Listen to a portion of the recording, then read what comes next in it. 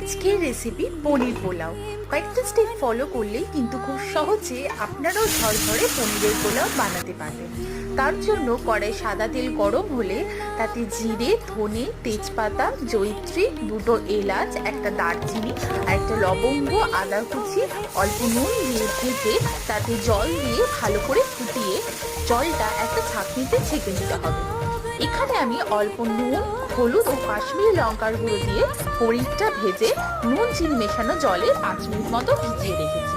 তারপরে কড়াইয়ে তেল ঘি দিয়ে তাতে জিরে, তেজপাতা ফোড়ন দিয়ে আগে থেকে ধুয়ে জল ঝরানো গোবিন্দভোগ চালটা দিয়ে দিয়েছি।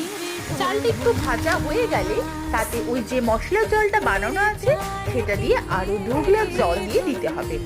খানিকক্ষণ পরে পরিমাণ মতো নুন, চিনি, গরম মশলা, কাজু কিশমিশ দিয়ে ভালো করে মিশিয়ে জল যাওয়া অবধি রেখে দিলেই রেডি হয়ে যাবে